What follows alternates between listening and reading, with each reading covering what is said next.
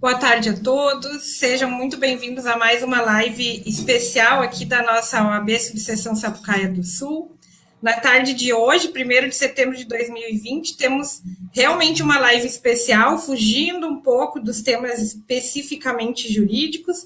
Trazemos hoje aqui como convidada especial a psicóloga Helena Brochado. Já agradeço e em seguida farei a tua apresentação aqui, Helena. Quero, primeiramente, agradecer a constante participação aí dos colegas e, de antemão, já convidá-los a comentar, fazer perguntas aqui que nós vamos respondendo. Preciso, antes de mais nada, fazer uma leitura aqui de uma posição institucional, então, da entidade. Em observância às suas competências legais e regulamentares, a posição institucional da entidade é externada por meio de seus órgãos executivos e deliberativos, dentre eles, em especial, sua presidência e demais membros da diretoria e de seu conselho seccional, de maneira que as manifestações públicas em tais eventos representam posições pessoais dos palestrantes, não vinculando a entidade e, menos ainda, podendo ser a ela atribuídas como posições oficiais. Muito bem. A live de hoje é sobre inteligência emocional, como ter, então, a inteligência emocional em momentos de crise. A nossa convidada especial é fundadora da consultoria Com Propósito, que tem como propósito desenvolver negócios e líderes através de experiências transformadoras. É palestrante, consultora em gestão e RH, desenvolvimento de líderes e equipes e sucessão em empresas familiares. Atua ainda como coach, mentora e faz parte do conselho da ABRHRS. É psicóloga formada pela PUC, com MBA em gestão empresarial pela FGV, formação em coaching ontológico e maiêutico, mentoria pela PUC, mediação de conflitos pela Júris, dinâmicas de grupo pela SBDG e especialista em sucessão em empresas familiares em Barcelona, na Espanha. Participou do curso Theory and Tools of the Harvard Negotiation Harvard, promovido pela CMI Intercer nos Estados Unidos, e foi em missão ao Vale do Silício entender como que a inovação acontece por lá. Ufa! Que currículo incrível, Helena! Primeiramente, muito obrigada por ter prontamente aceitado aí o convite. Como alguns já sabem aqui, quem me conhece, eu sou a presidente Keila Amorim, presidente da subseção. A minha irmã é psicóloga, então eu estava até dizendo aqui nos bastidores para a Helena, né, antes de entrarmos ao vivo, que recentemente eu estava assistindo uma aula de um curso muito bacana que teve na PUC, e o professor Leandro Carnal falava da importância da inteligência emocional para lidar com momentos de crise. Na hora me deu a ideia, falei com a minha irmã, e perguntei se ela tinha alguma psicóloga que poderia falar com a gente. Ela imediatamente deu o teu nome e deu tudo certo, estamos aqui. Muito obrigada, Helena. Vamos falar, então, com esses advogados que estão aqui nos ouvindo sobre esse tema tão pertinente e também tão pertinente justamente no mês de setembro, que é o Setembro Amarelo, né? E depois tu puder falar um pouquinho sobre isso também. Te passo a palavra. Muito obrigada, eu estou feliz de poder estar com vocês aqui, esse órgão tão importante, né, que nos representa, que nos apoia sempre que necessário, com pessoas ilustres aí como a nossa presidente. Muito obrigada pelo convite novamente. Fico feliz de poder estar levando um pouco do meu conhecimento, e sempre que eu trabalho com desenvolvimento de lideranças e equipes, programas mais longos, no primeiro módulo a gente sempre coloca como eu estou e quem sou. E às vezes os gestores perguntam, mas o que isso tem a ver com liderança? E eu digo tudo. Se a gente não sabe quem a gente é e como nós estamos, como é que a gente vai liderar os outros? Então, a inteligência emocional, ela... Agora vai um momento de frustração para algumas pessoas, elas acham assim, então quer dizer que se eu tenho boa inteligência emocional, eu consigo controlar as minhas emoções. E por que eu digo momento de frustração? Porque as nossas emoções a gente não controla. Então, essa, sim, é uma verdade que tem que ser dita sempre. As nossas emoções, a gente aprende a lidar melhor com elas, a gente aprende a ter outros recursos. Quando eu me sinto ansiosa, eu não deixo de estar ansiosa, mas ao invés de eu comer, abrir a geladeira e comer tudo, o que eu posso fazer? Eu posso ler um livro, eu posso caminhar, eu posso ligar para um amigo, mas tudo parte do princípio de eu trazer para a consciência esse sentimento que está habitando dentro de mim. E muitas vezes, Keile, a gente vive a nossa vida num piloto automático. E o piloto automático, ele nos dificulta essa conexão conosco, tanto nas empresas, como também na nossa vida lá em casa, como eu digo, né? Então, a inteligência emocional, ela nos possibilita lidar melhor com as nossas emoções. E mais, ter inteligência emocional não é a coisa mais importante do nosso dia, mas a falta da inteligência emocional com certeza vai prejudicar os momentos mais importantes do nosso dia. Sejam eles apresentar um projeto, defender uma tese, estar com os filhos, estar com a família, porque eu nunca estou no presente, no aqui e agora. Eu sempre estou conectada em outras coisas. E quando eu tenho uma boa inteligência emocional, eu me dou conta, por exemplo, que agora eu estou irritada porque de manhã o meu despertador não despertou e eu me atrasei para a reunião e daqui a pouco eu vou indo e começo a brigar com as pessoas. Se eu tenho inteligência emocional, eu me dou conta que essa fúria que eu estou com os outros, na real, não é com os outros, é comigo. Eu me dou conta em que momento que foi. Eu começo a ter diálogos internos. E o que são os diálogos internos? É a gente parar um tempinho para também conversar com a gente. A gente conversa tanto com os outros, entrega tanto de nós, e qual o momento do nosso tempo em que a gente também cuida da gente? Em que a gente também diz assim, olha, hoje eu vou fazer uma massagenzinha em mim.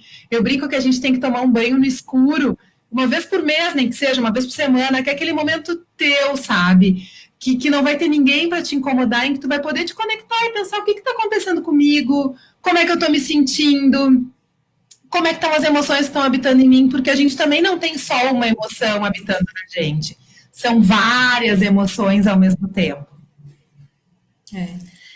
Justamente, eu acho que, às vezes, principalmente para nós, aí eu vou puxar aqui para o nosso lado, né, advogados, nós lidamos com os problemas dos outros. Afinal de contas, a nossa profissão é solucionar, né, problemas e demandas, enfim, que nos surgem. Então, é muito comum entre colegas conversarmos de a gente daqui a pouco misturar um pouco, levar para casa, levar para o travesseiro aquele problema lá do cliente, né, de não conseguir desligar. E aí tudo isso vai, talvez, levando isso a problemas maiores, porque aí a gente vai se desligando cada vez mais da gente, como tu disseste, né, e vivendo tão nesse automático que aí a gente já não tem mais condições de se perceber. Então, eu estava falando contigo antes da necessidade que eu tenho e que eu acho que é muito valiosa de nós buscarmos essa situação de autoconhecimento, da importância também de fazer uma terapia, enfim, né, desse apoio profissional. Você sofre muitas vezes pelos clientes, assim como eu também sofro pelos clientes, né? Mas os clientes passam a ser os nossos e a gente quer apoiar, a gente quer ajudar. Mas a gente só vai conseguir ajudar de verdade um cliente quando a gente estiver bem. Vou te contar uma história. A minha filha, quando nasceu, ela tem 9 anos hoje. Ela nasceu às 6 da manhã. Às 6 da tarde, a minha pediatra entrou no quarto para saber como é que nós estávamos. E das 6 da manhã até às 6 da tarde, a Beatriz chorou o tempo todo. A minha sogra dizia que era cólica, a minha mãe dizia que era fome, e eu, marinheira de primeira viagem, não sabia o que era, tentava do jeito, tentava do outro. E aí a pediatra entrou e disse assim, Helena, e ela no meu colo, tu já almoçaste? E eu disse, doutora, claro que eu não almocei, eu tô tentando, uma diz que é cólica, outra diz que é fome, eu tô aqui tentando descobrir o que essa guriazinha tá me dizendo que eu não sei. Aí eu lembro que ela pegou a Beatriz no meu colo, entregou para uma das avós e disse assim, Helena, então, primeiro de tudo, te alimenta, almoça. Eu digo, como assim, doutora? Ela disse, sim, se tu não estiver bem contigo, tu não vai conseguir ter leite, tu não vai conseguir criar o vínculo com ela, então, em primeiro lugar, tu. Aquilo foi um susto, assim, eu digo, como assim, em primeiro lugar, eu, né? Eu não tenho que ser mãe, eu não tenho que dar conta disso tudo, e eu levo esse aprendizado em todos os momentos da minha vida. Como é importante a gente se colocar em primeiro lugar para que a gente possa dar o nosso melhor para os outros. Quando a gente entra num avião, o que era almoço? Quando a gente viajava de avião, né, pessoal? Porque agora também está tudo meio complexo. Saudades. O que era almoço diz para nós? Em primeiro lugar, se houver despressurização da cabine, máscaras de oxigênio cairão. Coloque primeiro em você e depois nos outros. Por que elas dizem? Porque se a gente não estiver bem, como é que eu vou conseguir ajudar a pessoa que está ao meu lado? Então, nesse momento em que nós somos profissionais liberais e vocês com toda a questão jurídica que vocês, enfim, tem que dar conta, em que momento que vocês estão cuidando de si? Em que momento que a gente aqui colocou a teoria do afogado, né? Tu só pode ajudar o outro. Doutor Fábio. Exatamente, doutor Fábio. A gente precisa estar bem. Então, quais são hoje, no meu momento atual, os momentos em que eu estou cuidando de mim? E aí, pessoal, a Sonja Lubomirs, que ela é uma psicóloga que eu adoro, tá? E ela fala o seguinte: 50% da nossa felicidade, ela é hereditária. Então, sim, temos pessoas que por hereditariedade são mais felizes do que outras. 10% da nossa felicidade, ela tem a ver com questões contingenciais, ou seja, com quem que eu casei, a pandemia que eu estou vivendo, os meus filhos, a minha idade, questões de contingência.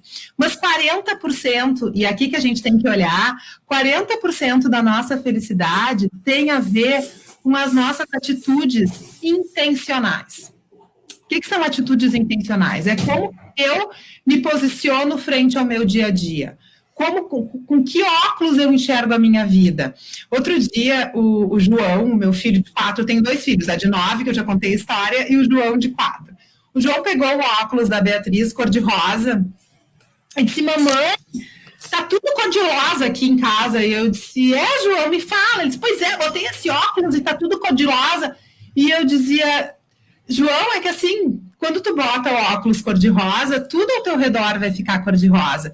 Então eu pergunto, a gente tem que se perguntar, né, qual é o óculos que eu estou usando hoje? Se eu estiver usando um óculos preto, tudo ao meu redor vai ficar preto. Com que lente eu enxergo a minha vida? E aí a gente coloca as atitudes intencionais, tá? Qual é o canal que eu assisto de televisão? Qual é a rádio que eu escuto? Qual é o livro que eu estou lendo? Quais são os meus amigos que eu estou procurando nesse momento? Porque tem gente que tem o poder de nos botar mais para cima e gente que também tem o poder de nos colocar mais para baixo. Sabe por quê? Porque as emoções, elas são contagiantes. Nós somos um radar de emoções. Então, muitas vezes eu estou bem, mas eu vou falar lá com uma pessoa que não está tão bem. E podem pensar em vocês mesmos, né? A gente acaba terminando aquela conversa e parece que meio pesado. Outro dia eu fui começar uma live e uma pessoa me ligou antes e disse assim: como é que tu tá? Tá ansiosa? Porque hoje tu vai entrevistar uma pessoa grandona, né? E eu tava tranquila, mas no momento que ele me fez aquela pergunta, eu fiquei ansiosa, entrei no ar meio tensa. Aí eu terminei a live e disse: por que tu tava assim? O que disso é meu? E aí eu me lembrei do telefonema. Então, contaminou. Total! A gente tem essa consciência do que é nosso e do que é do outro. E dentro desse radar, né, as pessoas que estão ao nosso redor estão nos contaminando, nos contagiando, não é porque elas querem, é porque elas também estão passando por algumas coisas positivas ou nem tão positivas assim. Exato, quando estiver de óculos preto, procurem as pessoas certas, né, doutor Paulo? Exatamente. Então, a gente tem que... e agora tem um monte de opção, seja de live, seja de Instagram, seja de aqui o que a gente está falando, né? Por que eu preciso estar lendo, ou acessando, ou vendo algo que não me faz bem? Eu aqui em casa, meu esposo, a minha família, a gente já está praticamente sem ver muitas notícias por forma consciente, assim, sabe? Não vamos ver, porque assim, a gente aperta, aquilo só sai sangue. Então, assim, não tem porquê. Vai mudar a minha vida eu ver que tantas pessoas contagiaram? Não vai, então vamos nutrir pensamentos positivos. E isso faz parte dos 40% das nossas atitudes intencionais, sabe, Keile? Então, uma das que a gente tem feito é essa, é realmente nos aproximarmos daquelas pessoas que estão nos fazendo bem e que a gente possa inspirar coisas que nos fazem bem também. E, pessoal, nós nos inspiramos pelos 5 sentidos. Então, é o que eu estou cheirando que nos inspira, que bota coisa para dentro, o que a gente vê que também nos inspira de forma positiva ou de forma negativa, o que a gente escuta, né? o que que a gente fala, porque lembra, a gente também pode estar contagiando os outros de forma positiva ou negativa, e inclusive o que que a gente come. Então, o que que a gente coloca para dentro através dos nossos 5 sentidos? E às vezes a gente se dá conta que a gente está colocando coisas maravilhosas e outras vezes a gente se dá conta que a gente não está colocando coisas tão boas. E aí a gente tem que fazer uma escolha. Qual é a escolha de vocês? Muito interessante. Realmente tem muitas pessoas que acham que todo mundo é, como dizem assim, bad vibes, né? Tá todo mundo em energia ruim, mas só o alecrim dourado que não se percebe, né? Justamente é que às vezes a gente também, por não estar num dia bom, pode estar contaminando toda a nossos colegas, a nossa equipe, a nossa família, enfim. Então, isso é bem um trabalho também de fazer aí uma autoanálise, né, e ver o que... Porque justamente, às vezes, até pelo fato de nós estarmos consumindo tanta coisa ruim, e ficando em locais que às vezes não gostamos e nem percebemos, né? Próximos de pessoas também que não nos fazem bem, e assim a gente vai indo naquela coisa de estar no automático, e acaba se prejudicando ainda mais, e daí acho que prejudicando esses 40%. É isso, Helena? Exatamente. Mas nem todo mundo, acho que ninguém está 100% bem o tempo inteiro, né? Quando eu não estou bem, eu digo para as pessoas, olha, hoje eu não estou num dia legal. Me ajuda. Pedir ajuda não é feio, né? Porque a gente só sabe do outro o que o outro nos permite saber. O resto é inferência. Vocês que trabalham com toda a questão legal, vocês sabem que quantas vezes a gente vai para uma audiência acreditando que vai sair de um jeito e sai do outro, porque teve uma informação nova que eu não sabia, inclusive do nosso cliente, né? Que às vezes fala palavras, meu Deus do céu, mas não era isso que a gente, né? Sim. Então, a gente só sabe do outro o que o outro nos permite saber. Se eu só sei do outro o que o outro me permite saber, eles também só sabem de nós o que a gente permite que saibam. Então, quando às vezes acontece da gente não estar bem, aqui em casa a gente tem o hábito, e dentro do trabalho também, de dizer, olha, hoje eu não estou num dia legal, me ajuda aí, né? Poder daí buscar recursos. Pedir ajuda, tem um teste que se chama QR, que é um teste que ajuda a mensurar, a conhecer melhor a resiliência das pessoas, e um dos 8 elementos é pedir apoio. Então, pedir apoio, que muitas vezes as pessoas acham que é da vergonha, que vão achar de mim, é uma ferramenta muito importante. Talvez eu não vá pedir apoio para uma pessoa que eu não tenha tanta intimidade, mas para o meu gestor, para um colega meu, para alguém da família. A gente faz muita diferença quando a gente sabe que a gente tem pessoas que nos ajudam. Nesse momento, eu estou com um apoio assim, de muitas pessoas que estão conseguindo me ajudar para que eu consiga fazer o trabalho, porque agora meu trabalho está todo online. Então, assim, o João de 4, a Beatriz não tem tanta questão, mas o de 4, assim, entra nas lives, aparece. Então, eu tenho tido apoio da minha sogra, eu tenho tido apoio do meu marido, eu tenho muito apoio da minha mãe também, que estão como uma rede mesmo, me ajudando para que a gente consiga dar o nosso melhor. Então, a gente pedir ajuda. Não existe mais super-herói. Nem advogado super-herói, nem gestor super-herói, nem ninguém super-herói. Não dá, porque o mundo está tão complexo que a gente só consegue dar conta das coisas se lembrando que tem outras pessoas que podem nos ajudar. Então, se vocês querem, estão num momento difícil, coloquem para as outras pessoas. Eu lembro de um menino que trabalhava comigo, e num período de muita chuva, ele começou a se atrasar muito no trabalho. Se atrasar mesmo, chegar às 11, 11h30, e eu olhava e dizia, ficou dormindo, pensava comigo, né, julgando, porque a gente julga o tempo inteiro, a gente pode não aceitar que a gente julga, mas a gente julga. E aí eu pensava, tá dormindo, né, deve estar bom em casa, friozinho, chuva, mas tá, não falava nada. Na sexta-feira, eu chamei ele pra gente conversar, e eu disse, o que tá pegando, que tu tá, essa semana te vi com um comportamento diferente. Ele encheu o olho d'água e disse, Helena, essa semana tá chovendo um monte e a minha casa destelhou. Então, eu passo a noite inteira com a minha mãe secando a casa. E era um guri muito sério. Eu passo a noite inteira com a minha mãe ajustando a casa e às vezes eu não tô conseguindo acordar para vir pro trabalho de manhã. Eu quero te dizer que eu tô com vergonha, por isso que eu não vim te contar antes. E isso tem feito muito mal para mim, mas é o que eu tenho conseguido fazer. Então, o convite, né? Ao invés da gente julgar as pessoas, que a gente se coloque à disposição. E ao invés também de daqui a pouco os outros estarem nos julgando, que a gente possa dizer, olha, eu estou precisando de ajuda. A Brené Brown, ela sempre coloca o poder que tem da vulnerabilidade. Nós aprendemos a sermos super-heróis, mas isso não cabe mais nesse mundo atual. Então, assim, quando eu me coloco como vulnerável, alguém que pede ajuda, alguém que diz, olha, nesse momento eu não estou conseguindo sozinho, eu dou para o outro a oportunidade dele me ajudar. Se ele vai me ajudar ou não, eu não sei. E também não adianta a gente criar uma super expectativa de que agora, porque eu falo, todo mundo vai me ajudar, talvez os outros não me ajudem, mas ao menos eu estou dando para ele a oportunidade de poder saber como é que eu estou. E aí, quando a gente entra também em escala esse problema para uma questão de culpa e começa a discutir de quem que é a culpa, também não vai nos ajudar. A gente tem que pensar em quem que é o perdão, porque a culpa pode ser do outro, que é ele, mas o perdão é sempre meu. E quando a gente aprende a perdoar, a vida fica muito mais leve. Com relação a esses temas que estamos aqui falando, então, voltando aí para a situação da pandemia, que a gente falava ali, falei no início, falei até no vídeo que eu fiz de convite agora há pouco.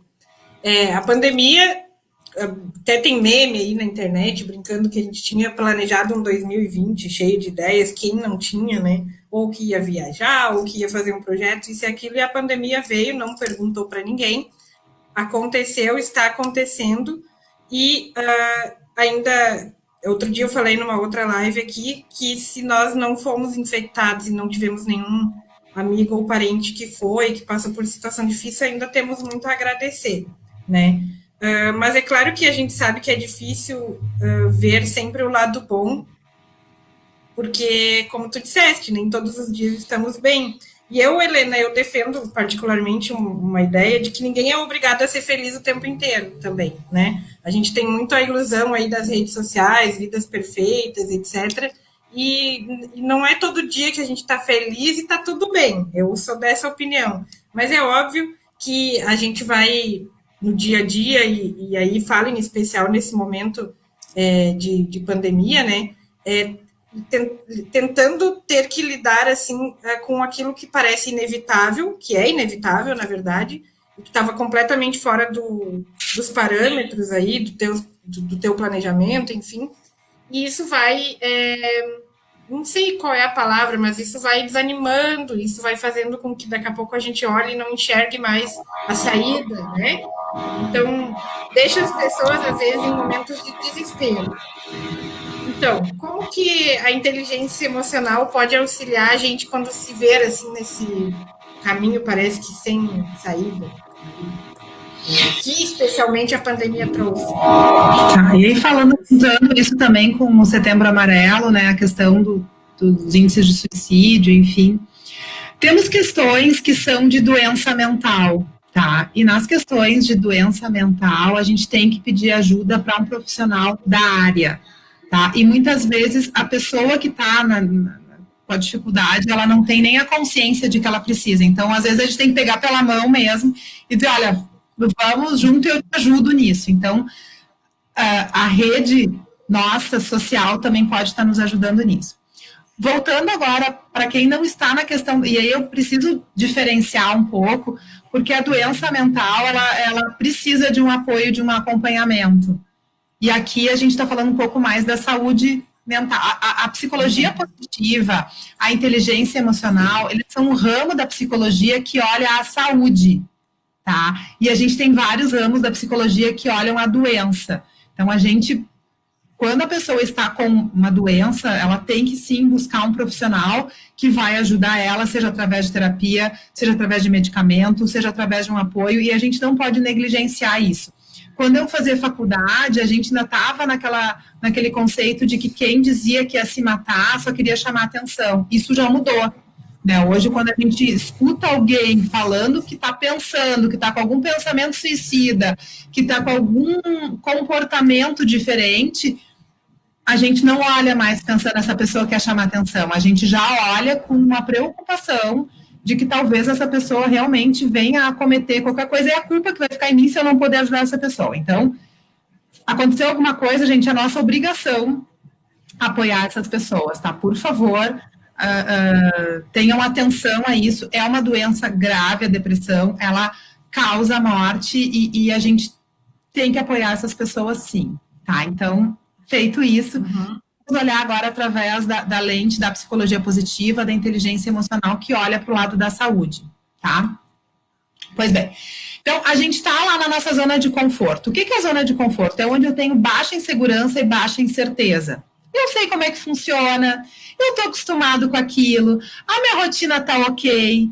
E aí, como nós estávamos lá em fevereiro de 2020, o meu orçamento eu vou cumprir, tarará, né? A empresa está todo mundo lá, aglomerações, né? Eu fazendo um monte de palestra, feliz da vida, tá tudo ótimo. Aí, a gente é arrancado da zona de conforto. A primeira emoção que, via de regra, se sente quando se sai da zona de conforto se chama medo. E quando a gente estuda as emoções, o Antônio Damasio, ele traz para nós as emoções primárias, que eu já vou trazer para vocês. Mas dentro das emoções primárias, a primeira que tem é o medo. O medo é uma emoção que pede proteção. Ora, se esse medo me pede proteção, o que isso significa? Eu quero ficar em casa, eu vou ficar bem... Assunto pertinente, porém não posso. Ai, batom meu presidente. Muito chique que você batom meu presidente. Depois eu passo. Isso é uma atitude positiva, viu? Coisa boa receber elogio, elogiar.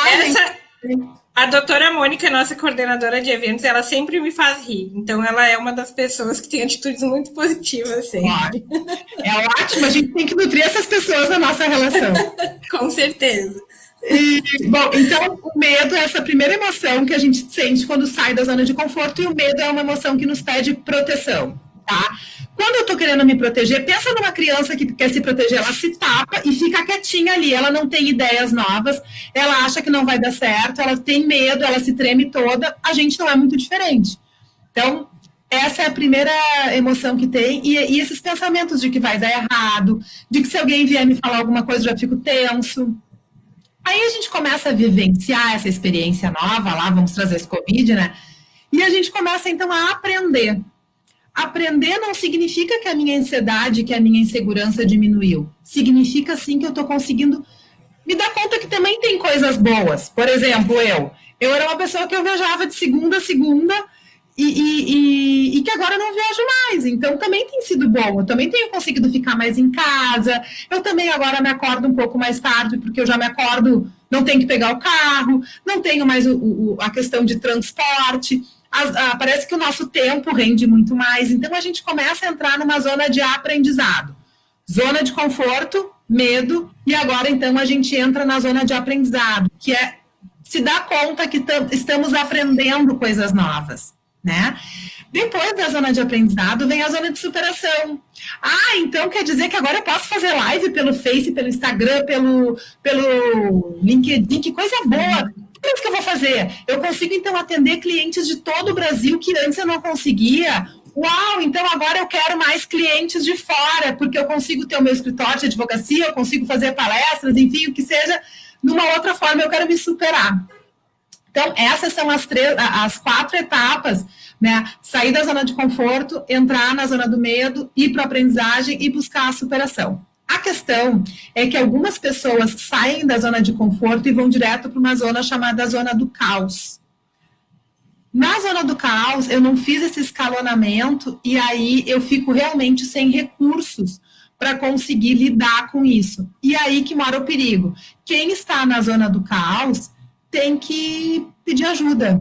Aí a gente realmente paralisa. E esse exercício que eu estou fazendo para vocês, da zona de conforto, do medo, do aprendizado e da superação, ela acontece em todas as esferas da nossa vida. Não é só no trabalho, não é só a nível de família, não. Nas nossas relações estão acontecendo. Vou no restaurante, zona de conforto, eu ia no restaurante toda hora, daí no medo já não vou mais, agora eu já aprendi que eu posso no restaurante desde que eu use a máscara, passe álcool gel e não tire a máscara até a comida chegar. Uau, que bom, já aprendi que isso é possível. Em tudo isso, né, a questão é essa, onde é que eu estou na minha zona do caos e eu preciso ser sincero com os meus sentimentos. Só que a gente não aprendeu isso, né? A gente estudou no colégio éramos extremamente criativos, entramos numa escola que tinha conceitos muito bons, talvez em educação, mas não na parte da inteligência emocional. Então, muitas vezes a gente não consegue nem decifrar como nós estamos. Eu tenho visto que as escolas estão mais preocupadas em poder nutrir as crianças não só de conhecimento técnico, mas também de conhecimento emocional, e isso faz toda a diferença. Pessoal, se vocês quiserem, o meu Instagram é @HelenaBrochadoOficial ou @VocêComPropósito. Lá eu tenho vários vídeos que falam de inteligência emocional, de comportamento assertivo, esses vídeos assim de coisas do nosso dia a dia, em que talvez também possam contribuir com vocês. Muito bacana. Com relação ao trabalho, né? Tu trabalhas muito, acho que com empresa, com lideranças, vamos dizer assim, para a gente poder lidar melhor dentro do nosso ambiente de trabalho, com colegas, lidar com, até mesmo com o advogado da parte contrária, enfim, quais seriam as dicas que tu poderia nos dar? Então, quando eu fui para Harvard, eu fui fazer um curso de negociação lá. 60% dos meus alunos eram colegas de vocês, eram advogados. E foi sensacional, assim, a gente aprendeu o método Harvard de negociação, que são os 7 elementos, e uma das coisas que mais me chamou a atenção no curso todo foi o peso que eles dão para a inteligência emocional. A gente teve aula de inteligência emocional no curso que era de negociação.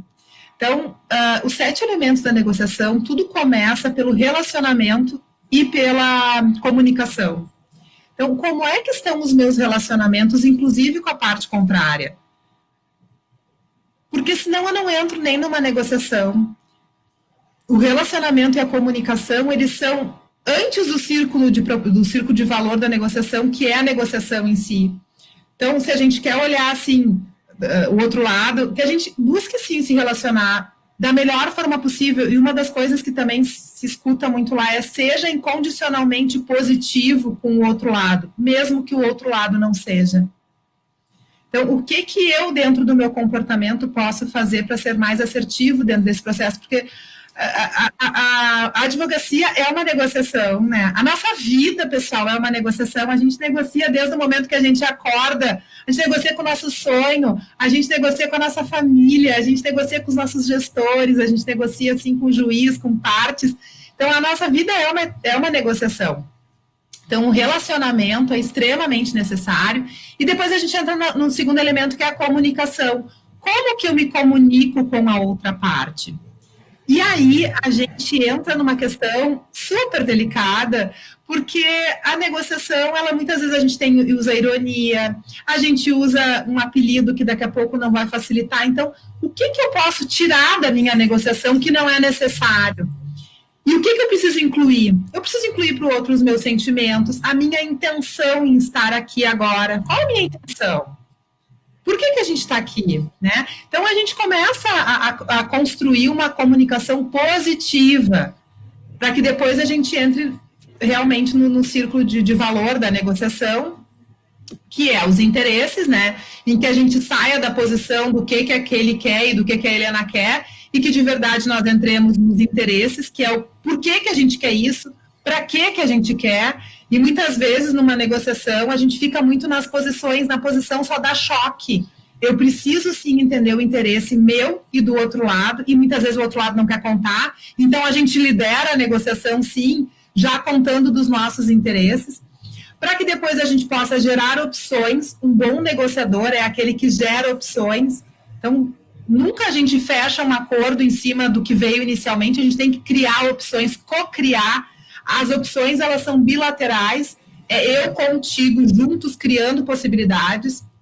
Depois a gente chega, então, na legitimidade, que é baseado no que eu brinco. Caso de quê que a gente está propondo isso? Então, é ancorado em que legislação, em que processo, em que, enfim, que comportamento que eu estou propondo isso, para que, então, a gente vá para o final dos 2 últimos elementos, que são as alternativas.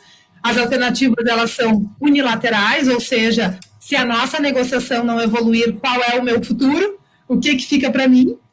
E, por último, a gente vai, então, para a questão do acordo. Falo sobre propósito, sim. Querida, tá conosco. Obrigada pela indicação. Minha maninha, beijo. por causa dela. E por último, então, a gente vai para o acordo. E muito cuidado quando a gente fecha o acordo para a gente não morrer pela língua, né? O acordo, ele é um buquê de rosas, ele tem espinhos. Então, muito cuidado nessa hora, ainda não foi assinado, no que eu vou me comprometer.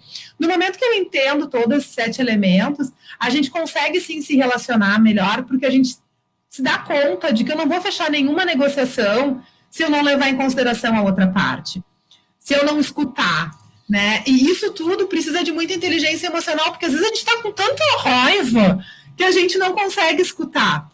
Eu não falei para vocês das emoções primárias do Damasio, né? Então, eu falei que o medo pede a proteção. Agora tem Martas. Depois vem a alegria. A alegria, ela pede junção, aglomeramento mesmo, sabe? Aglomeração, todo mundo junto. Quando a gente está feliz, a gente quer celebrar, a gente quer fazer um churrasco, a gente quer se abraçar. Então, a alegria, ela pede isso, pede pessoas juntas. Martas. A raiva, ela pede a destruição. Quando a gente está com raiva, a gente já faz assim, ó, fecha a mão e né? A gente quer destruir o objeto que está nos causando raiva. O T de Martas, tristeza, e a tristeza, ela pede reintegração. Então, quando as pessoas estão tristes, às vezes a gente chega querendo alegrar. E eu digo, não tenta alegrar, deixa essa pessoa, às vezes, elaborar o processo dela, porque a tristeza, ela pede essa reintegração. Quando a gente está triste, a gente olha fotografias passadas, a gente busca quem a gente era, e isso tudo faz com que a gente se construa para seguir, reconstrua para seguir adiante, se reintegre, né? Então, se alguém está triste, dá o ombro, abraça e seja empático. A empatia, ela é totalmente diferente da simpatia. Na simpatia, aquele, eu quero te alegrar, eu quero que tu fique bem, eu sou simpático, eu sou afetivo. Na empatia, eu tento me conectar contigo. E talvez o que tu precise na empatia seja um abraço, seja uma escuta e não uma felicidade. E não alguém que te diga, vamos lá, bola pra frente, vida que segue. Não, eu tô num momento que eu preciso me reintegrar. Talvez tu sentar do meu lado e ficar quietinha seja a melhor coisa que tu pode fazer. Bom, depois nós temos a aversão, Martas, né? A aversão é um nojo, é aquela coisa assim, ai, não me faz bem. Então, a gente também tem que ter consciência de quem são as pessoas que causam aversão. Por quê? Porque muitas vezes eu sinto aversão por alguém no meu ambiente de trabalho, ou inclusive dentro das partes, né? E eu não preciso amar as pessoas, mas eu preciso respeitá-las. E quando a gente, às vezes, tem aversão, a gente nem interage. E dentro do processo de negociação aí que a gente está falando com vocês que são advogados, eu preciso me dar conta disso, porque eu preciso do diálogo, né? E mesmo que eu não goste muito da pessoa, mesmo que aquela pessoa talvez não me faça tão bem, é nessa pessoa que talvez eu precise ter mais esforço, e porque eu reconheço a minha emoção e eu sei que ela talvez não me faça tão bem, mas neste processo é com ela que eu estou negociando, eu preciso me esforçar um pouco mais. E por último, o S de surpresa. Quando tem alguma coisa, a surpresa pede orientação. Então, sempre que algo aconteceu, eu pergunto, o que eu faço agora? Tá dando esse barulho lá fora, pegou fogo, eu tenho que sair correndo, me digam o que eu faço. Então, esses são as emoções primárias do Antônio Damasio, um autor maravilhoso, que se alguém quiser estudar um pouco mais, fica aí a dica. E vocês pediram para falar de propósito, é isso? Ainda só para concluir ali no teu tema, isso tudo que tu veio falando agora dessa sigla, enfim, foi explicando, me lembrou muito daquele filmezinho da Disney, o Divertidamente, que se tu chegaste a ver, que aí volta ao tema da importância de a gente entender, né, a importância de todos os sentimentos, inclusive da tristeza.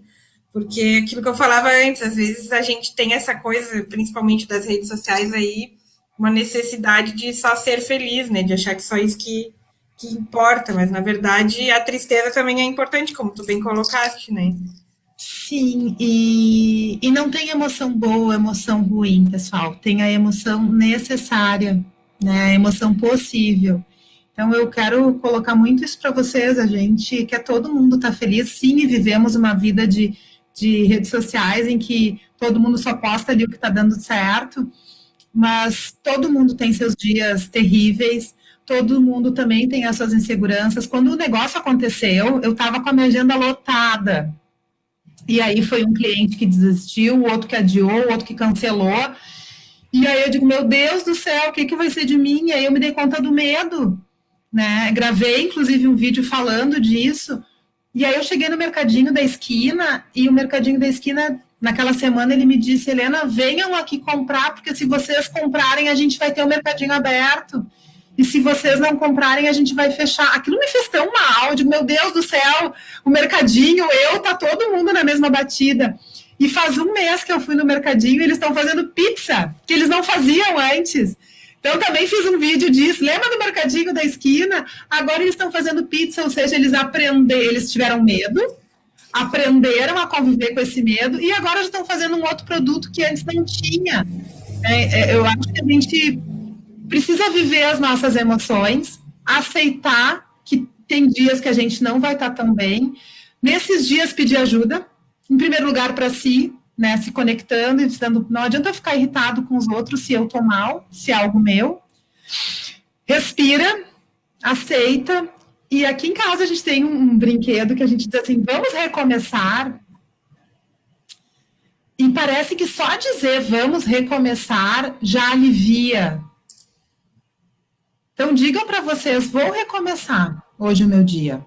Tá dando tudo agora, porque vai dando errado, é uma bola de neve, que daí né, vai tudo dando ruim, a tua corda, a gente desmarca, o bolo queima, o filho, não, a internet, não sei o que. Então, tá, vamos recomeçar. Parece que as energias se reorganizam e tudo fica mais leve. Muito bem. Vamos ver se é possível responder. Então, a Kelly perguntou para falar um pouquinho sobre propósito. Muito importante. Quero ouvir isso. Quer ouvir isso? Pois bem. Eu comecei na consultoria sozinha, né? Eu trabalhei no Terra, na época que tem um e-mail, @terra, era um baita benefício, a internet estava chegando no Brasil. Fiquei 3 anos e meio lá. Depois eu fui para a NET, segui no ramo de serviços, que eu adoro. Fiquei 5 anos na NET. Depois eu fui para a Clay Herbs, que é um laboratório farmacêutico. E depois eu comecei a ter a minha consultoria, onde a gente trabalhava o propósito nas empresas e com os gestores. Com o tempo, a consultoria começou a crescer, que bom. E aí eu digo, como é que vai ser? Vou continuar com o meu nome? Acho que não faz mais sentido, porque o meu propósito mudou, eu já não queria mais trabalhar sozinha. Então, o propósito, Simon Sinek, ele traz muito, né? O porquê que eu faço o que eu faço? E aí faz toda a diferença. As empresas começam a se apresentar pelo produto, o que eu faço, como eu faço, e às vezes nem chegam a dizer o porquê que fazem o que fazem, porque não dá tempo. Então, quando a gente começa a inverter e dizer, olha, o meu negócio aqui com vocês é conectar pessoas e negócios através de experiências transformadoras, porque como? Através de palestras e treinamentos, faz mais sentido, eu já começo a explicar, as pessoas já começam, mas eu quero ter experiências transformadoras, eu acredito nisso. Então, a gente também entendeu por que a gente faz o que a gente faz. E tem uma diferença muito grande entre missão e propósito. Missão é algo de fora, missão dada, missão cumprida. Né? A gente importou esse termo para as empresas do Exército. Então, a gente hoje se relaciona muito com o trabalho, ainda da forma do Exército. Então, missão dada, missão cumprida. Se fez certo, não fez mais do que a tua obrigação. Vou para a guerra, vou matar um leão por dia, vou tirar as antas da frente. É mais ou menos assim que muitas pessoas dizem que vão para o trabalho, né? Ou que agora vão ligar o computador para trabalhar, já que a gente não vai mais. Quando a gente fala de propósito, mudam os conceitos. Propósito, significa para mim. Pósito, um lugar para mim, um lugar onde eu possa ser quem eu sou. E é responsabilidade do gestor entender esse propósito da empresa, do porquê que a gente faz o que a gente faz, e traduzir isso para o time, e também entender quais são os propósitos das pessoas que trabalham com ele. Que talvez, exatamente, esse livro, Fernanda, é maravilhoso, super indico, começando pelo porquê, do Simon Sinek, exato. E então, o gestor, quando ele consegue entender com essas equipes que daqui a pouco o meu propósito esse ano é fazer a festinha de 1 ano do meu filho, era poder fazer uma viagem específica, é ajudar os meus pais a pagar o plano de saúde, enfim, eu não sei qual vai ser o propósito das pessoas esse ano, mas se eu sou gestor e sei disso, eu consigo dar match entre o propósito da empresa e o propósito da pessoa. É o gestor que faz esse match entre esses dois momentos tão importantes. Só que os gestores muitas vezes acham que ser gestor é falar só de meta. Por isso que eu digo, quando eu dou treinamento, e a gente fala, vou ligar a luz aqui porque eu estou ficando toda escura. E agora eu tenho luz toda chique. Tá? Então, quando a gente fala de gestão, quando a gente fala de liderança de equipe, é responsabilidade, sim, desse gestor fazer esse match, conhecendo a equipe, conhecendo a empresa. É um tema maravilhoso, é um tema que a gente trabalha direto nas organizações e com as lideranças e também com algumas pessoas que querem fazer o coach de carreira, porque muitas vezes as pessoas não sabem nem o porquê que fazem o que fazem, né? E aí a gente leva uma vida vazia. Se eu não sei o porquê que eu faço o que eu faço, qualquer evento me leva. E aí fica difícil a gente, inclusive, ser feliz. Porque o que é felicidade para mim? Se não cumprir o propósito, aquilo que eu me proporciona, né? Na verdade, as pessoas, acho que muitas pessoas nascem e morrem sem descobrir o seu propósito de vida, né? Acho que Mark Twain fala sobre isso num determinado ponto, ele tem uma frase muito bacana, que fala que quando a gente descobre o porquê, tem alguma coisa que ele fala assim, né? Quando descobrimos o porquê, estamos aqui, aí a gente cumpriu, vamos dizer assim, o sentido da vida. E com relação, acho que Oi? Pode falar, desculpa. Eu estou tentando me lembrar a frase correta do Mark Twain, mas eu estava lendo sobre ela ainda essa semana, enfim.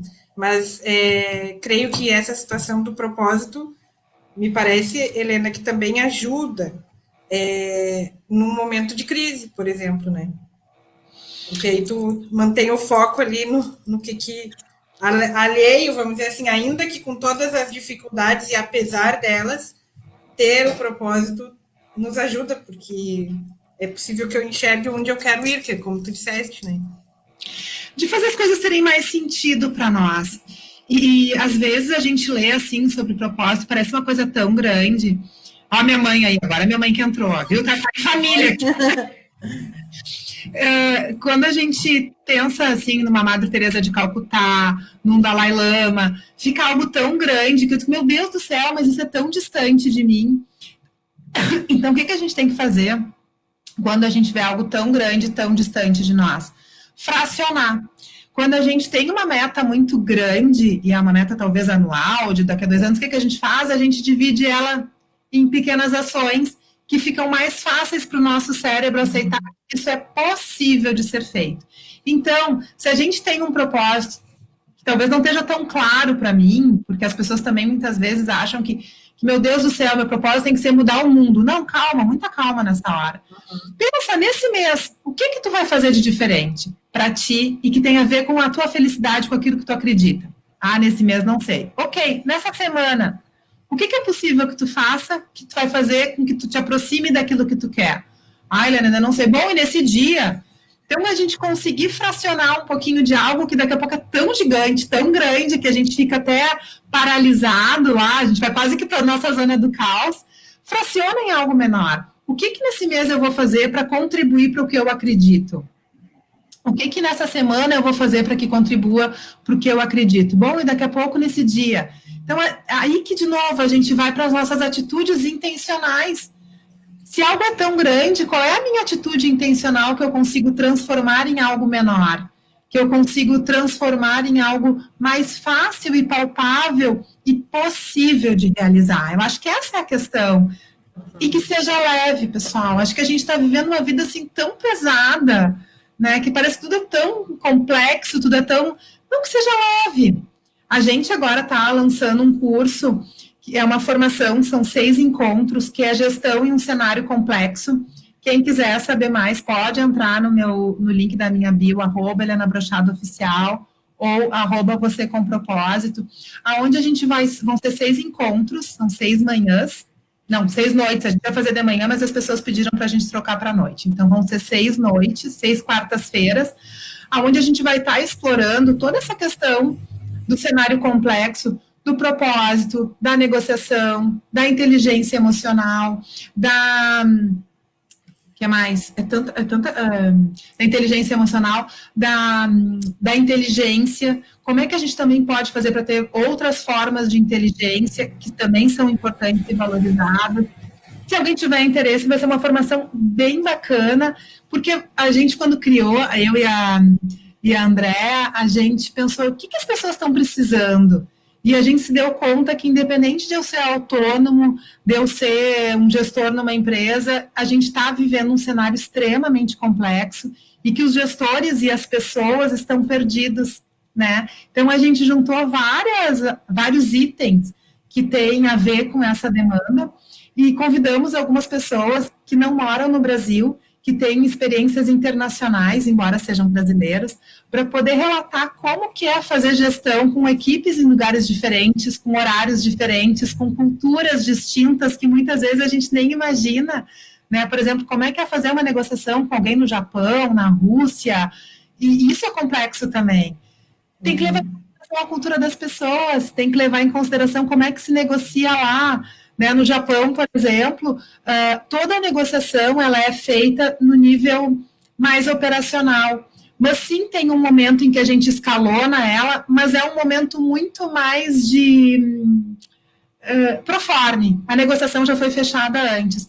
Tem outros países em que praticamente nem se negocia com o pessoal mais de baixo, a gente já vai fechar mais com o pessoal de cima.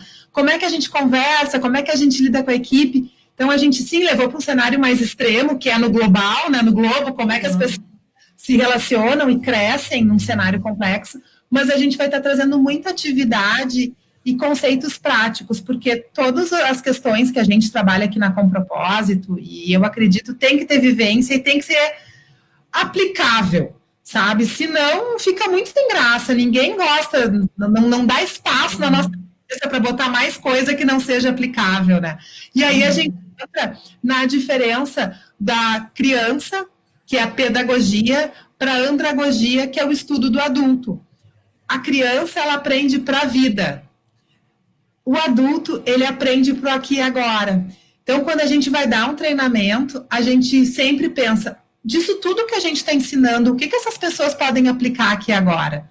Que diferente da criança que aprende para a vida, o adulto quer aprender para já sair aplicando. Então, tem outra coisa, se a gente já tiver tempo, que eu também quero passar para você. Aqui não é que nem o Instagram, Helena, fica tranquila, aqui não cai em 1 hora. O limite é 8 horas. Tô com tempo, Helena. Se tu tivesse com tempo, vamos conversando aí. Tá bom, então. Não, tem uma metodologia que eu adoro e que também vocês podem aplicar já em casa, que é o método CIA. O método CIA, a gente pega uma folha de ofício e faz 3 círculos. O de fora escreve controlar. O do meio escreve influenciar. E o do pequenininho, tu escreve aceitar. Então, pensa na situação difícil de algo que tu está vivendo na tua vida. E o que está na tua mão? O controle. Pessoal, o controle é aquilo que só depende de mim. Não depende de nenhuma outra pessoa. Está na minha mão o meu controle. Então, o que está na minha mão controlar? Aí a gente vai para o outro nível de influência. O que não está na minha mão, o controle, mas está na minha mão a comunicação, o diálogo, a influência. Então, a gente vai para esse outro nível, né? Controle, influência e... Helena, eu acho que tu tá ganhando alguns fãs aqui da subseção. Bem fascinante, tô achando. Dr. Paulo Cordeiro fez até a tua mãe, ele já elogiou ali pela filha, agora a doutora Mônica ali, ó. Obrigada, gente, obrigada. Fico feliz porque a gente estuda isso e é tão bom quando as pessoas reconhecem e valorizam o que a gente estuda e o que a gente, mais do que estuda, a gente acredita que esses elogios assim de vocês, eles me fazem muito bem mesmo. Obrigada. Acho que 70% que vocês estão me dando hoje de ações intencionais no meu dia. Então, tu estava falando dos círculos ali. Controle, o que está na minha mão, influência, o que não está na minha mão fazer, mas está na minha mão influenciar os outros, e por último, aceitar. Aceitar não tem nada a ver com resignação, tá? Aceitar são as coisas da vida que fugiram da minha mão. E aí, a pandemia, por exemplo, né, Helena? Então, não cabe outra coisa não se aceitar. Exato. Na pandemia eu posso controlar o quê? As pessoas que eu vou me relacionar, o meu uso de máscara, o álcool gel, limpar as coisas quando eu chego em casa, ter uma boa higiene, enfim, isso eu posso controlar. Influenciar, eu posso influenciar as pessoas ao meu redor a se cuidarem, eu posso influenciar as outras pessoas do risco que a gente está correndo, mas eu não posso enfiar máscara em todo mundo, não dá. Eu posso conscientizar as pessoas. E o aceitar, sim, o que eu vou fazer? Né? A pandemia está aí, então eu vou ter que aceitar essa questão que não tem nada a ver com resignação. Resignar é ficar esperando, um dia a vida vai melhorar, né? Vou ficar aqui na minha. Não. Aceitar dentro desse conceito, o que eu posso fazer? Quando a gente usa isso, que eu acho mais legal é que a gente risca a culpa da nossa vida. Porque o que é a culpa? Ela é o resultado do que eu deveria ter controlado e não controlei, do que eu deveria ter influenciado e não influenciei. Então, aquele aceite fica com aquele gosto amargo, com aquele gosto que nos fica quadrado. Quando eu faço esse exercício e eu me dou conta que tudo que estava na minha mão eu controlei, tudo que estava na minha mão eu influenciei, eu aceito de coração. E a leveza fica mais próximo de nós. Então, se vocês também estão passando por um momento que a gente se sente um pouco culpado, pensem nesse processo que vocês estão vivendo. Eu vou ligar a luz aqui, porque mesmo com a minha luzinha tá tudo escuro. Pensem num problema que vocês estão vivendo, numa situação que vocês têm que tomar uma decisão, e façam esses 3 círculos.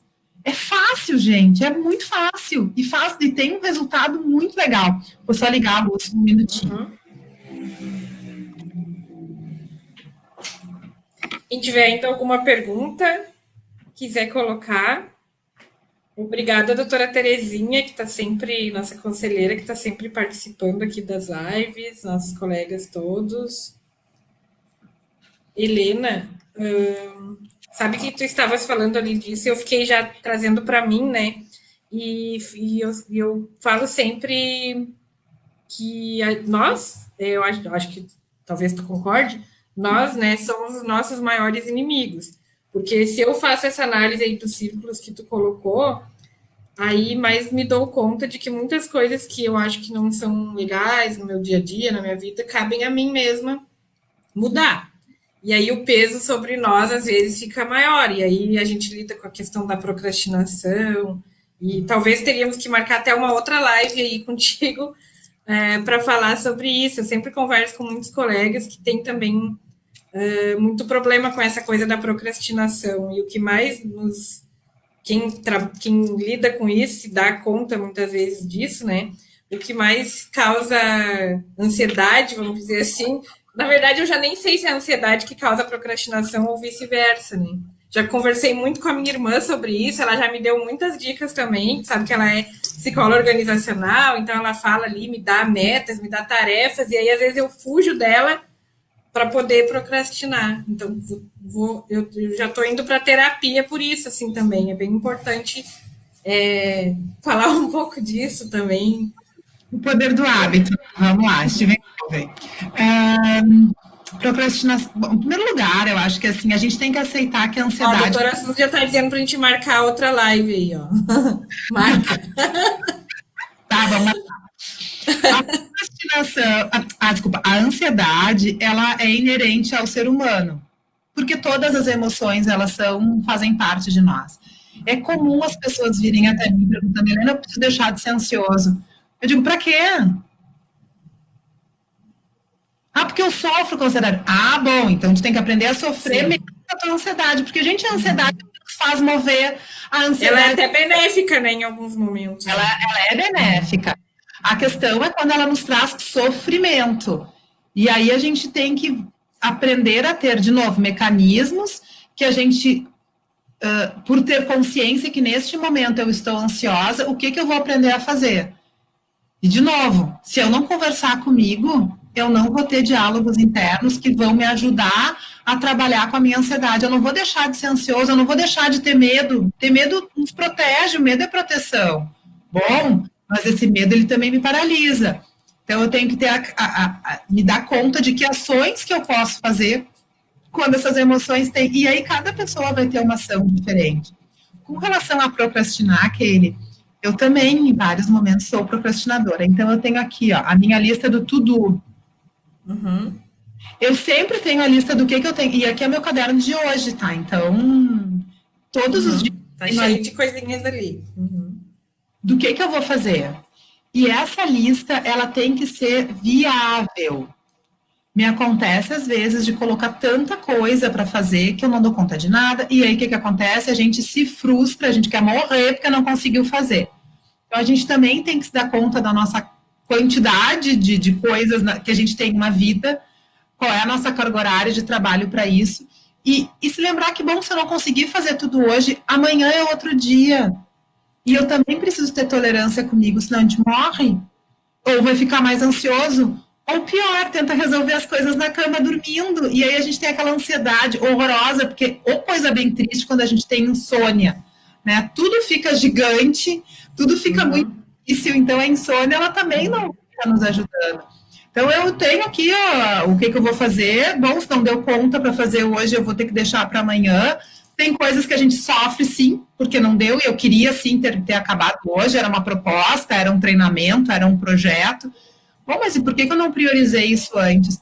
75, não, 77% das coisas que hoje são urgentes, há 3 dias atrás, elas eram importantes. E aí, o que aconteceu? Eu não dei a importância dela. E o tempo foi passando, e hoje tem audiência. Bom, deixou de ser importante para ser urgente. Né? Então, a gente tem que sim ter a nossa agendinha lá do que tem para fazer. E o problema é de empurrar muita coisa para o urgente, daí tudo é urgente, então nada é urgente. Isso é um outro problema também, né? Sim, se tudo é urgente. A questão toda é que na urgência eu não faço melhoria de processo nem aprendo. A urgência eu tenho que entregar e seja como for. Quando eu estou só na urgência, eu também começo a liberar vários neurotransmissores e hormônios, por exemplo, o cortisol. O cortisol ele é extremamente tóxico para nós, enquanto alguns outros hormônios eles são eliminados do nosso corpo em 24 horas, o cortisol fica muito tempo e ele vai oxidando a gente. Sabe o ferro que quando fica exposto ao tempo vai oxidando, nós também por dentro faz a mesma coisa. Então, se a gente também começa a viver sempre no urgente, a gente começa a ficar mais ansioso e nós não fazemos melhoria de processo.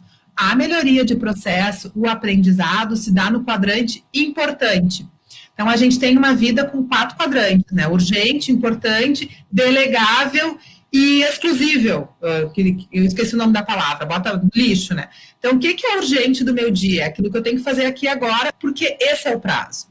O que é importante? São as melhorias de processo, são os estudos, é a leitura de um livro, é aquela reunião, é sempre onde eu estou me capacitando para o futuro. E lembrando, é no presente que eu realizo o futuro, não é no futuro. O futuro é a ansiedade. Cada vez que eu fico querendo viver só no futuro, eu fico me sentindo mais ansioso. E quando eu também fico querendo viver só o passado, eu fico depressivo. Então, é no presente que a gente faz as coisas.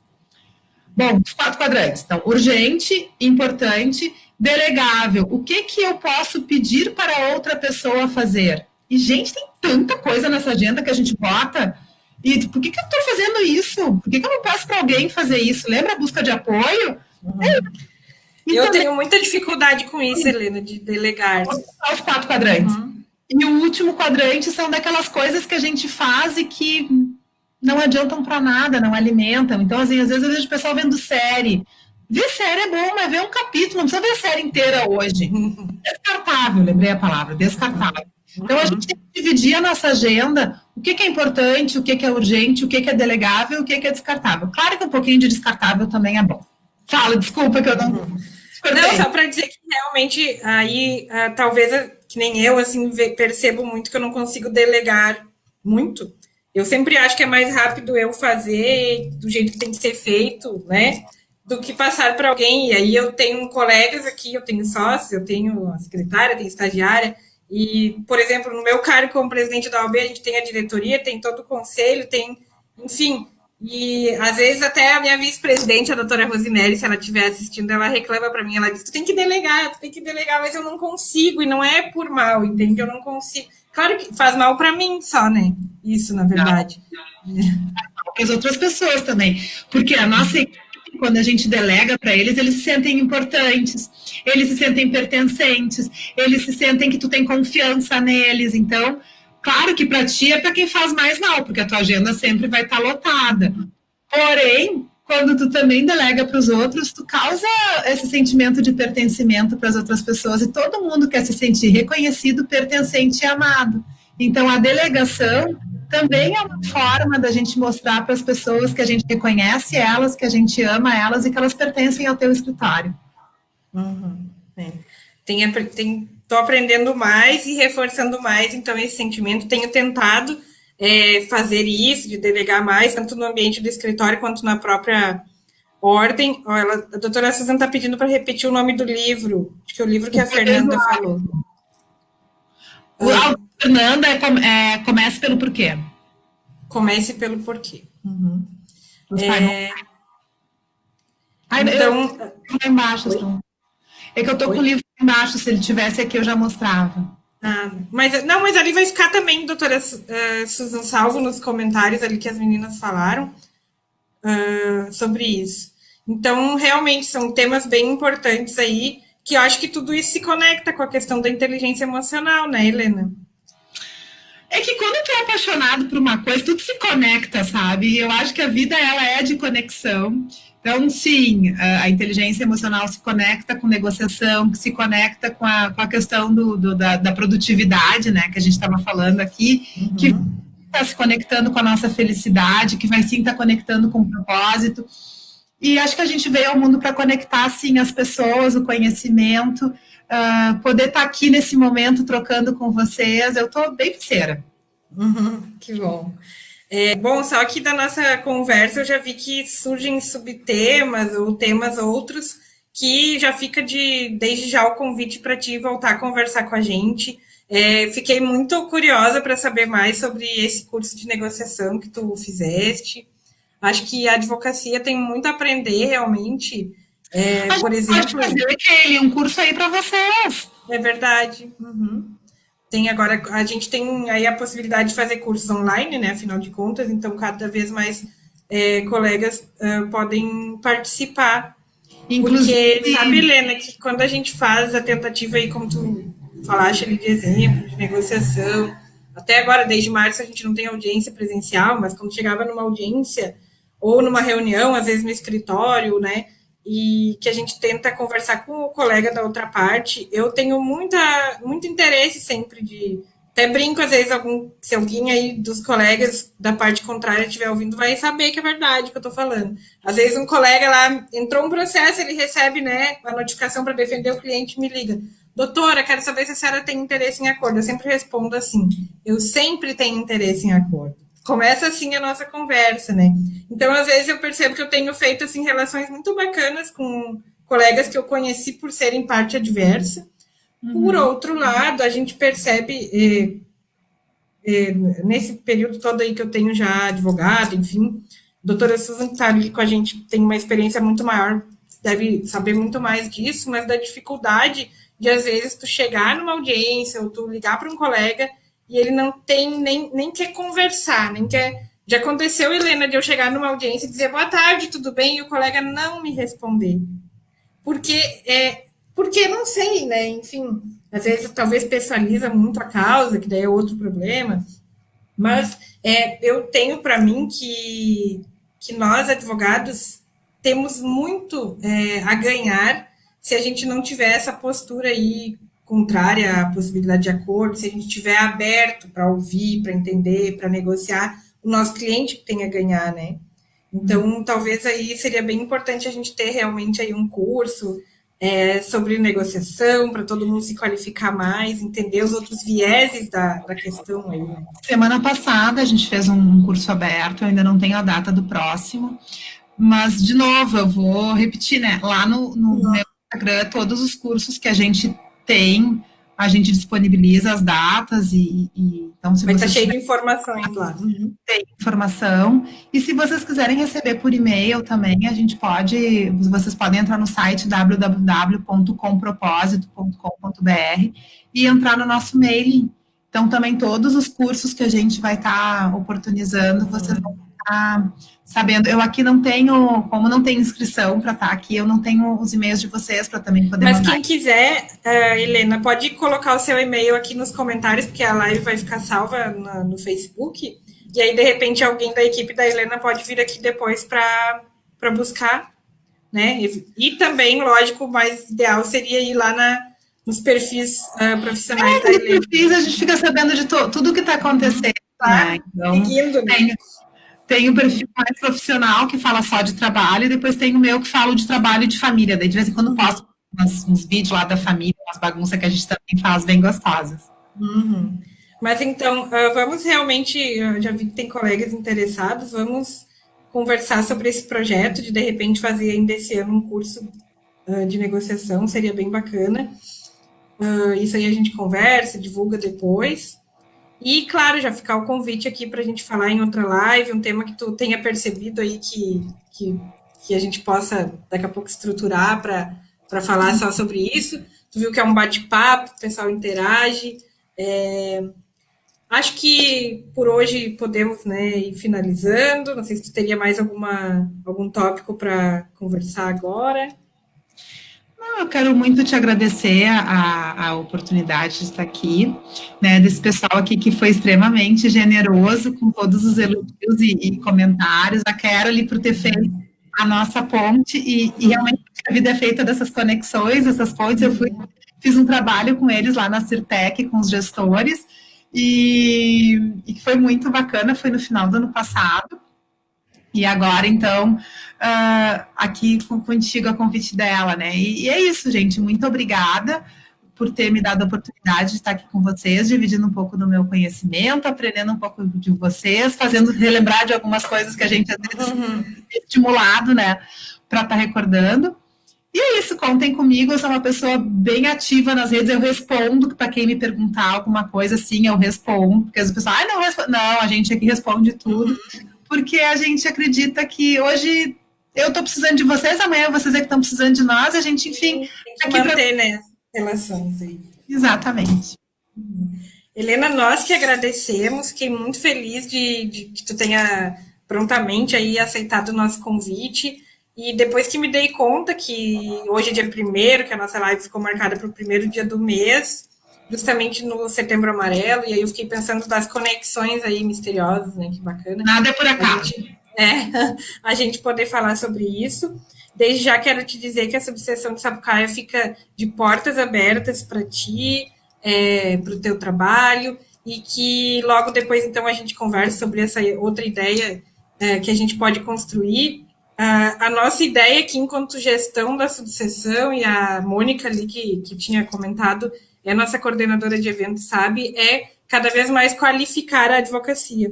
Então, nós sabemos muito da importância, né, dessa multidisciplinaridade, vamos dizer assim, não só falando da nova legislação, das qualificações extremamente jurídicas, isso tudo faz parte do aperfeiçoamento do advogado. Então, em nome da OAB Subseção, eu quero te agradecer por dividir os teus conhecimentos conosco. Desde já quero te dizer que, tão logo possamos fazer eventos presenciais, gostaríamos de te receber também presencialmente aqui na nossa subseção. E muito obrigada. Enfim, a gente vai conversar depois, então logo a gente tem ideias aí de novos projetos, a gente vai divulgando nas nossas redes. Sigam lá, então, fala de novo, por favor, o arroba lá do Instagram, para quem quiser conhecer mais do teu trabalho, Helena. Arroba Helena Branchado Oficial. Se alguém puder escrever aqui, fica melhor, eu não tenho acesso a escrever. Eu vou escrever aqui, vamos ver se eu vou conseguir. Arroba Helena Branchado Oficial e arroba Você com Propósito. Tudo junto. Ver se vai dar certo. Arroba Você com Propósito. E o arroba Depois também, Helena, se tu quiseres, tu pode ir ali comentar. Apareceu, né? Apareceu. Isso aí. Então, aqui estão os endereços da Helena para quem quiser conhecer mais do trabalho dela. E muito obrigada, Helena. Antes de finalizar, eu quero só deixar um convite, dando sequência, então, às nossas lives do mês de setembro. Agora, na quinta-feira, no mesmo horário, às 17 horas, a gente vai receber a doutora Franciele Campos, que é advogada eleitoralista. Então, a ideia é justamente a gente fazer uma live prévia aí a esse momento de eleições, né? A live vai ser atualização em propaganda eleitoral, com a doutora Franciele Campos, que é membro da Comissão de Direito Eleitoral da OAB e membro fundadora do IGAD. Então, fica o convite a todos os colegas. Eu recebi, às vezes, dúvidas aí de colegas que têm interesse em trabalhar na área mais do direito eleitoral.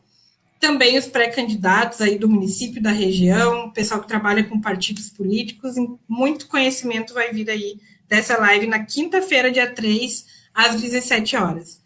Muito boa tarde a todos, muito obrigada a todos que participaram. Obrigada, Helena, um ótimo final de tarde para ti. Tchau, pessoal, valeu. Tchau.